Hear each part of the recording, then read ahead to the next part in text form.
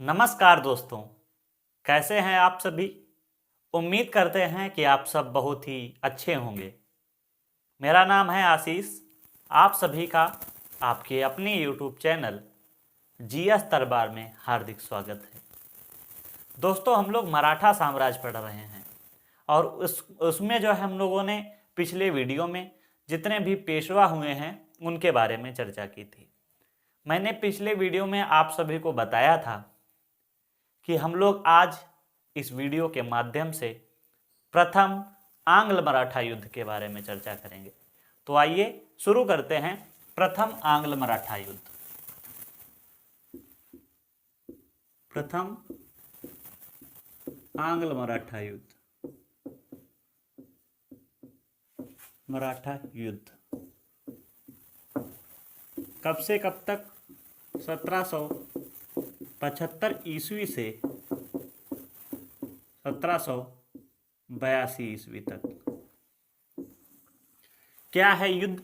तो इसको हम लोग 3-4 भागों में बांट के पढ़ेंगे कि कारण क्या रहे, इसके बाद में युद्ध कौन कौन से हुए और लास्ट में संधियां कौन कौन सी हुई।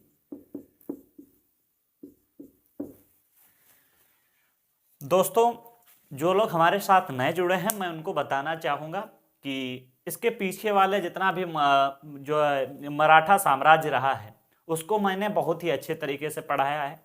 आप उसको पढ़ेंगे तो थोड़ा ये जो युद्ध हुए हैं इसकी कहानी और स्पष्ट हो जाएगी। हमने बताया था कि सबसे पहले माधवराव प्रथम 1772 में इसकी मृत्यु हो जाती है। उसके बाद में नारायण राव गद्दी पर बैठता है 1772 से 73 के मध्य, और इसको मारकर फिर गद्दी पर बैठ जाता है रघुनाथ राव। दोस्तों, इस युद्ध को पढ़ने से पहले पृष्ठभूमि जानना जरूरी है कि कारण आखिर क्या रहे प्रथम आंग्ल मराठा युद्ध के। तो रघुनाथ राव बैठा था 1773 से 1774, और उसके बाद में आप सभी को पता है कि जो मराठा साम्राज्य का पेशवा का पद था वो वंशज था या पैतृक था, लेकिन जो ये रघुनाथ राव है ये पैतृक या वंशज में नहीं है।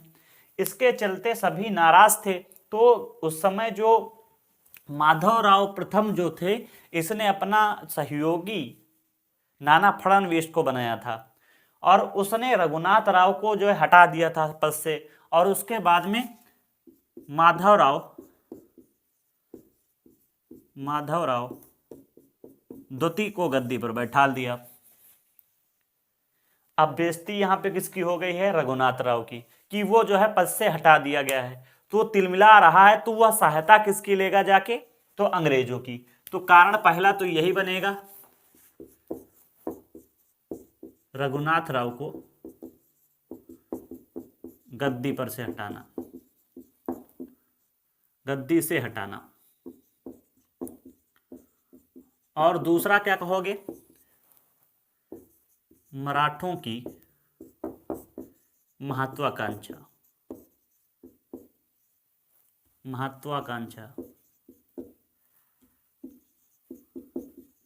ये सब कारण है। इसके अलावा आपसी फूट भी, आपसी द्वेष भी कह सकते हो।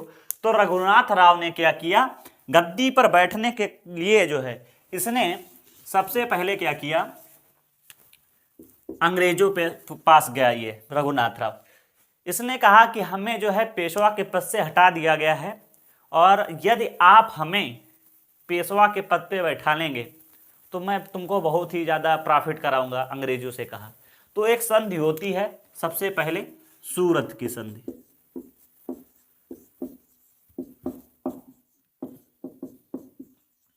सूरत की सन 1775 में। अभी युद्ध शुरू होने ही वाला है, उसके पहले ही संधि हुई सूरत की संधि।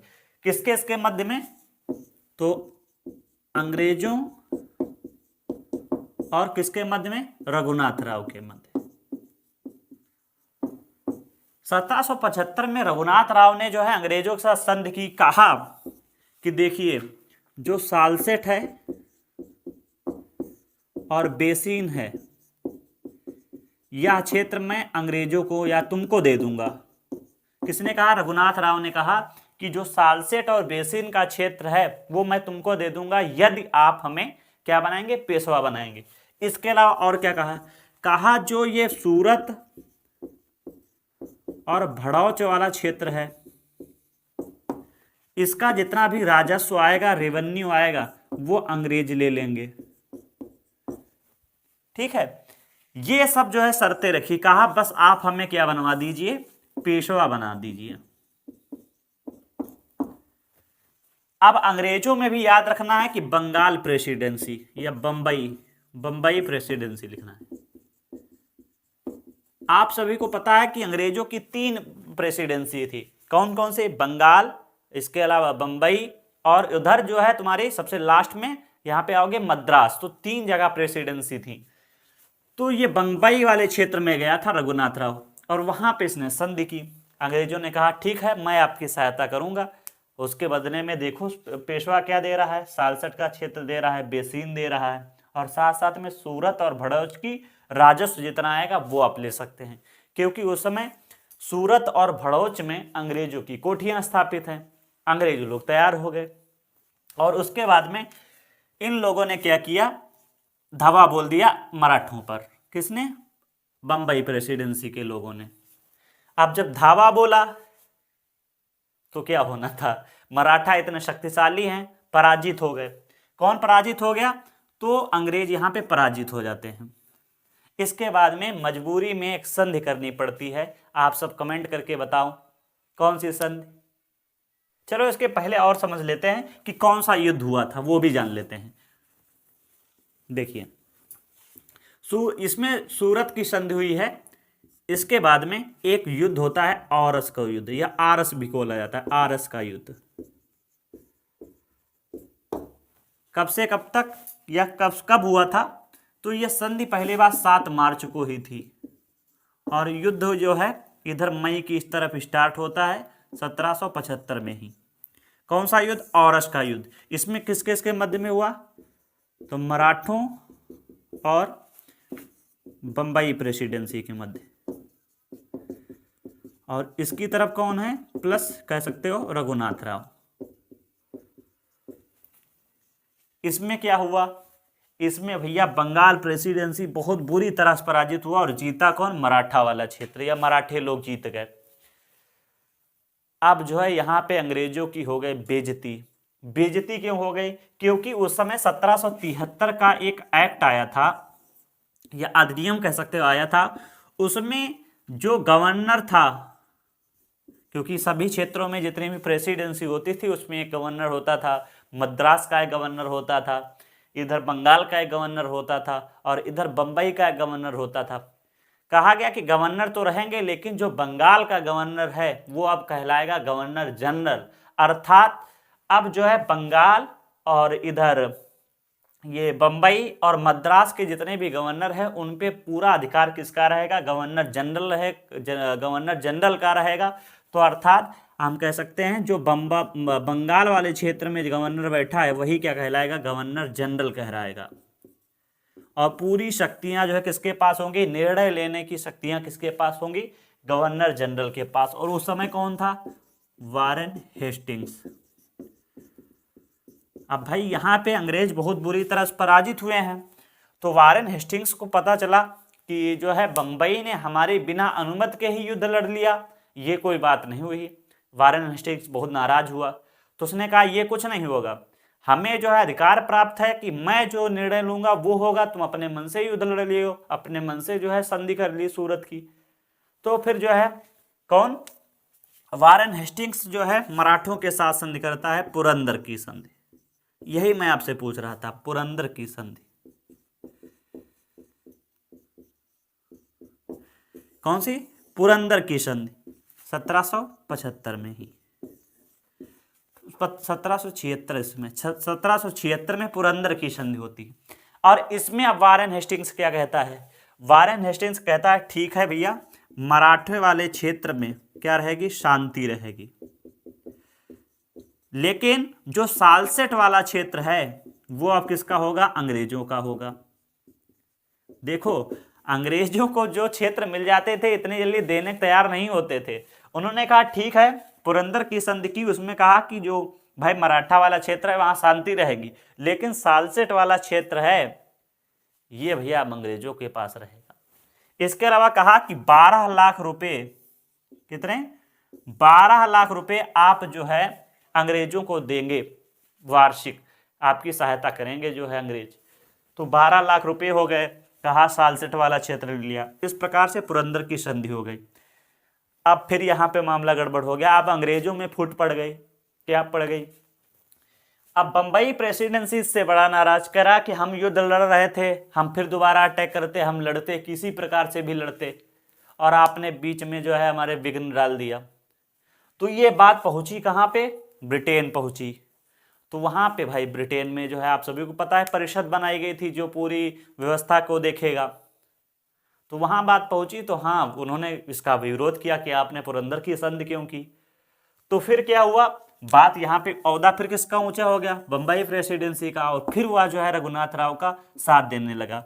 इस पुरंदर की संधि में कहा गया था कि रघुनाथ राव का साथ अंग्रेज नहीं देंगे, लेकिन जब भैया वहां जो आपके ब्रिटेन में परिषद बनी है उसने तो मना कर दिया है कि भैया जो है पुरंदर की संधि मान्य नहीं होगी। तो फिर बंबई वाले लोग क्या करने लगे? रघुनाथ का फिर साथ देने लगे।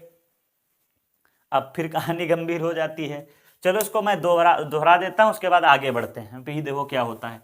इसमें मेन पॉइंट मैं एक बार फिर जो है दोहरा देता हूं कि क्या हुआ था, उसके बाद में हम लोग पढ़ते हैं आगे। एक मिनट, हम साफ करने वाला देखते हैं कहाँ है।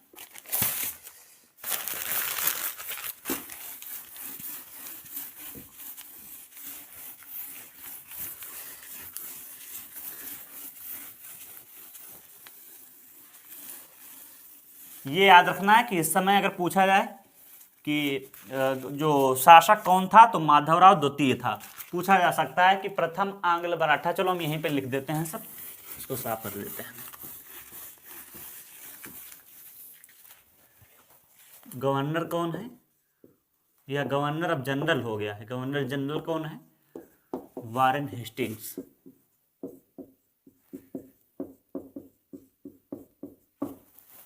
पेशवा कौन है? माधवराव द्वितीय। जो पुरंदर की संधि हुई थी उसमें वारेन हेस्टिंग्स ने कहा था ठीक है अब माधवराव द्वितीय ही पेशवा होंगे। तो ये हो गया। इसमें सबसे पहले क्या हुआ है? सूरत की संधि। सूरत की संधि कब हुई? 1775। किसके इसके मध्य में? तो रघुनाथ राव और बंबई प्रेसिडेंसी, ये आपने जाना। इसके बाद में आरस का युद्ध या आरस का युद्ध कहा जाता है। आरस का युद्ध 1776 में। किसके इसके मध्य में? तो अंग्रेज, या अंग्रेज नहीं कहेंगे, बंबई प्रेसिडेंसी। एक मिनट इंक डाल लेते हैं।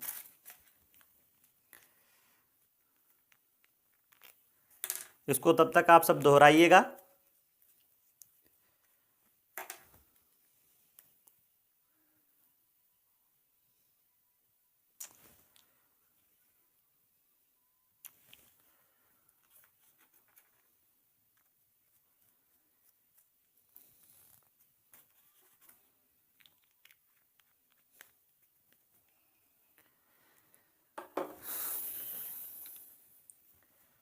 हाँ, क्या पढ़ रहे थे? आरस का युद्ध, ये 1775 कर लेंगे। और किसके इसके मध्य में? बम्बई और बम्बई प्रेसिडेंसी। और किसके मध्य में? इधर मराठा। और बम्बई प्रेसिडेंसी की तरफ कौन था? रघुनाथ राव। इसके बाद में इसमें मराठा जीतते हैं, रघुनाथ राव वाली टीम हार जाती है। उसके बाद में फिर एक संधि होती है, पुरंदर की संधि। 1776। किसके में?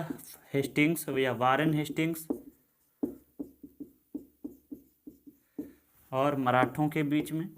और मराठों की तरफ से कौन था? नाना फडणवीस। इसमें क्या शर्तें हुई थी? तो मैंने अभी बताया कि जो सालसेट वाला क्षेत्र होगा वो अंग्रेजों के अधीन रहेगा, 12 लाख रुपए मराठा हर वर्ष दिया करेंगे, और साथ ही साथ माधवराव द्वितीय को क्या माना जाएगा? पेशवा माना जाएगा। अब आगे हम लोग बढ़ते हैं। ये संधि हो गई है, और मैंने बताया था ना कि जो है इसके विरोध में थे बंबई प्रेसिडेंसी वाले, और साथ ही साथ जो काउंसिल बनी है या परिषद जो बनी है ब्रिटेन में, वो भी इसके विपक्ष में है। तो इसके चलते क्या हुआ, वो लोग जो है लगातार इसका विरोध कर रहे थे, तो पुरंदर की संधि अमान्य हो गई। तो फिर जो है जो सूरत वाले क्षेत्र में रघुनाथ राव था, और बंबई प्रेसिडेंसी ने फिर रघुनाथ राव का साथ देना शुरू कर दिया। और थोड़े ही वर्ष बाद 1779 में एक युद्ध होता है, तालीगांव का युद्ध या तालगांव का युद्ध। किसके इसके मध्य में? मराठा और अंग्रेजों के मध्य में। मराठा और अंग्रेजों के मध्य में। अब इसमें क्या होता है, फिर मराठा जीत जाते हैं और अंग्रेज हार जाते हैं। अब क्या होता है फिर देखिए, जब इसमें मराठा जीत गए और अंग्रेज हार गए, तो फिर मजबूरी में इनको एक संधि करनी पड़ी, बड़गांव की संधि। बड़गांव की संधि। इस संधि में क्या कहा गया कि जो पुरंदर की संधि है, पुरंदर की संधि अब वो नहीं मानी जाएगी। मराठों ने कह दिया कि जो पुरंदर की संधि है वो मानी नहीं जाएगी। अब फिर बेइज्जती हो गई किसकी? अंग्रेजों की। अब जो है वारेन हेस्टिंग्स मार आग बबूला है, क्योंकि आपने वारेन हेस्टिंग्स के बारे में बहुत अच्छे तरीके से सुना होगा, जाना होगा कि क्या क्या कार्य रहे हैं।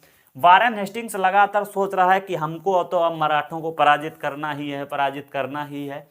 आखिरकार फिर क्या होता है, यह जो है 2 व्यक्तियों की टीम भेजता है। कौन कौन से? तो यहाँ पे हम लिख देते हैं वारेन हेस्टिंग्स, और यह 2 टीम भेजता है। एक जो है गोगार्ड की अध्यक्षता में, एक पोफम की अध्यक्षता में। वारेन हेस्टिंग्स 2 टीम भेज देता है, एक गोगार्ड की अध्यक्षता में, एक पोफम की अध्यक्षता में। एक जो है पूना के पेशवा के पास भेजता है इधर, और एक टीम भेज देता है सिंधिया की तरफ। सिंधिया मतलब ग्वालियर के सिंधिया थे उधर। अब क्या होता है, पेशवा की तरफ जो भेजे थे वो तो हो गए पराजित, लेकिन इधर पोफम वाला क्षेत्र है, यहाँ पे अंग्रेज जीत जाते हैं, क्योंकि वारेन हेस्टिंग्स सोच रहा था कि 2 टीमें भेजेंगे, कहीं ना कहीं तो जीत होगी। हाँ, जीत हुई पोफम वाले क्षेत्र में या सिंधिया वाले क्षेत्र में। और फिर उधर समय आ जाता है कि 1782, और आप सभी को पता है कि अगर आप पीछे बैकग्राउंड में जाएंगे तो उधर आप देखिएगा कि लगातार मैसूरों के साथ युद्ध चल रहा है, और यहाँ पे द्वितीय आंग्ल मैसूर युद्ध चल रहा है 1780 से 1784 तक जो हुआ था, ये युद्ध हुआ है। और 1782 में समय जो है अंग्रेज अब सोच रहे हैं कि यार हम इधर भी युद्ध लड़ रहे हैं, उधर भी युद्ध लड़ रहे हैं, तो ऐसा करते हैं कि एक जगह हम ध्यान लगाएं और फिर युद्ध करें हम। इसलिए आप देखिएगा कि 1782 के बाद में द्वितीय आंग्ल मैसूर युद्ध कब होता है? 1803 में होता है। देखिए कितने वर्ष बाद होता है। अब इतना अंतर आया क्योंकि वो पूरा ध्यान किधर लगा दिए हैं अंग्रेज? मैसूर के तरफ, और मैसूर को पूरा बर्बाद कर दिया है 4 युद्धों के माध्यम से। तो ये कौन सा युद्ध चल रहा है? द्वितीय आंग्ल मैसूर युद्ध चल रहा है, 1784 में ही खत्म हो जाता है। अब 1782 में अंग्रेज सोच रहे हैं कि हम मराठों के साथ भी लड़ रहे हैं, मैसूर के साथ भी लड़ रहे हैं, तो कहीं ना कहीं हमारा हार ना हो जाए। इसके चलते इसने जो है फिर संधि कर लेता है, सालबाई की संधि। सालबाई की संधि कब? 1782 में। और ये सालबाई की संधि ही कहीं ना कहीं हैदर अली की जान ले गया था। क्यों? क्योंकि मराठा लगातार जो है हैदर अली का साथ दे रहे थे, और जैसे ही सालबाई की संधि हुई, मराठे अपने वापस लौट आए वहाँ से, मैसूर वाले क्षेत्र से। तो वहाँ पे जो हैदर अली था वो अकेला पड़ गया था, और आप सभी को पता है कि 1782 में हैदर अली की मृत्यु हो जाती है। उसके बाद में टीपू सुल्तान उसका पूरा कह सकते हो सिस्टम संभालता है। लेकिन फिर आगे हम लोग वो तो पढ़ चुके हैं मैसूर वाले युद्ध में। तो ठीक है, तो सालबाई की संधि होती है और इस प्रकार से युद्ध हो जाता है विराम। तो ये रहा है प्रथम आंग्ल मराठा युद्ध। इसको मैं फिर दोहरा देता हूं, उसके बाद में वीडियो का अंत करता हूं। मैंने बताया कि प्रथम आंग्ल मराठा युद्ध 1775 से 1782 ईस्वी तक। उस समय गवर्नर जनरल कौन था? वारेन हेस्टिंग्स, और पेशवा कौन है? माधवराव द्वितीय। सबसे पहले मैंने बताया था कि जो रघुनाथ राव था इसको गद्दी से हटा दिया गया है पेशवा के। तो ये लगातार जो है अंग्रेजों के साथ मित्रता करने लगा और उसके साथ एक संधि हुई रघुनाथ राव की अंग्रेजों के साथ, जिसे सूरत की संधि कहा जाता है। इसमें इसने कहा कि हम जो है सालसेट और बेशीन वाला क्षेत्र आपको दे देंगे और साथ ही साथ सूरत और भड़ौच वाला क्षेत्र भी मैं आपको दे दूंगा, जो राजस्व आप वहां से ले सकते हैं।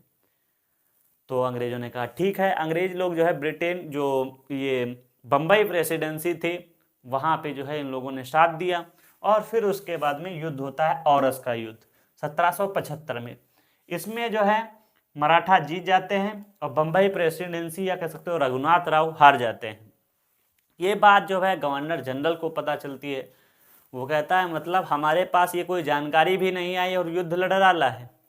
तो वारेन हेस्टिंग्स यहाँ पे आता है और एक संधि करता है पुरंदर की संधि जो है किसके साथ? अंग्रेजों के साथ, मराठों के साथ। और उसमें कहा जाता है कि उसने जो है कहा कि ठीक है, जितना क्षेत्र हम लोगों ने जीता है एक दूसरे का वो लौटा देंगे, लेकिन जो सालसेट वाला क्षेत्र है वो अंग्रेजों के पास रहेगा। साथ ही साथ आप लोग कह रहे हो कि पेशवा कौन बनेगा? तो रघुनाथ राव पेशवा नहीं बनेंगे, माधवराव द्वितीय ही पेशवा बनेंगे, ठीक है। और इसके अलावा जो इधर जो 12 लाख रुपए आप हमें वार्षिक दिया करेंगे, जिससे हम आपकी मदद किया करेंगे। आगे बताया गया आता है कि धीरे धीरे जब ये बात पहुंची ब्रिटेन में कि इधर बम्बई प्रेसिडेंसी वाले और इधर क्या बोला जाता है बंगाल वाले क्षेत्र में इनकी दोनों की लड़ाई हो रही है, तो फिर जो वहाँ की परिषद थी उसने निर्णय किया कि ठीक है, ये पुरंदर की संधि जो है ये मान्य नहीं होगी। वहाँ के डायरेक्टरों ने इसको मना कर दिया साफ कि ऐसा नहीं होगा। तो धीरे धीरे फिर सिस्टम किसका बन गया? तो हम कहेंगे बम्बई प्रेसिडेंसी का। और इसने क्या किया? फिर रघुनाथ राव का साथ देने लगा, क्योंकि पुरंदर की संधि में कहा गया था कि अंग्रेज जो है रघुनाथ राव का साथ नहीं देंगे। लेकिन जैसे ही पुरंदर की संधि कैंसिल कर दी गई तो साथ देने लगे, दोबारा फिर साथ देने लगेंगे। उसके बाद में थोड़े ही वर्ष बाद फिर युद्ध होता है तालगांव का युद्ध, और इसमें फिर मराठा हारते हैं। फिर एक संधि होती है बड़गांव की संधि, और इसमें कहा गया आता है कि भैया अब जो है जो पुरंदर की संधि मराठा मान रहे थे नहीं मानेंगे। इसके अलावा अन्य और भी शर्तें हुई थी, उसको ज़्यादा ध्यान नहीं देना है। जैसे ये दिया गया था कि जितने भी क्षेत्र विजित किए गए हैं वो वापस कर दोगे, इस तरीके से क्षेत्र थे, सालसेट वाला क्षेत्र वापस कर दोगे, ये सब होते हैं। इसके बाद में हमने बताया ना कि वारेन हेस्टिंग्स शांत बैठने वालों में से नहीं था, उसने 2 सेनाएं भेजी। एक जो है गोडार्ड की अध्यक्षता में, एक पोफम की अध्यक्षता में। गोडार्ड वाली पेशवा की तरफ और पोफम वाली सिंधिया की तरफ। पेशवा तो जीत गए लेकिन सिंधिया इधर हार जाते हैं, क्योंकि मैंने बताया था कि जब बालाजी बाजीराव थे उसी समय जो साम्राज्य था वो विघटन हो गया था उसका। जैसे आपने जाना था कि होलकर थे, भोसले थे, इसी तरीके से सिंधिया थे, ये सब मैंने आपको बताया है, पेशवा थे। तो सिंधिया के साथ उधर सिंधिया हार जाते हैं। उस समय कौन था? महादजी सिंधिया थे। और उसके बाद में क्या होता है? सिंधिया हार जाते हैं तो फिर एक संधि होती है सालबाई की संधि 1782 में, और इधर 1782 में युद्ध हो जाता है समाप्त। क्यों? क्योंकि अंग्रेज जो है उस समय मैसूर क्षेत्र में भी लड़ रहे हैं, तो वो नहीं चाहते थे कि किसी प्रकार से हमारा ध्यान जो है मराठों की तरफ रहे, कभी मैसूर की तरफ रहे और हम युद्ध हार जाएं। तो उन्होंने बिल्कुल ध्यान इधर से हटा के पूरा ध्यान किधर रख दिया है, पूरी व्यवस्था अपनी उठा के मैसूर वाले क्षेत्र में कर दी है, और वहाँ पे पूरे मैसूर को बर्बाद कर देंगे, ठीक है। तो दोस्तों इस वीडियो में बस इतना ही रखते हैं। आप सभी को ये वीडियो कैसा लगा है कमेंट करके जरूर बताइएगा। धन्यवाद। जय हिंद, जय भारत।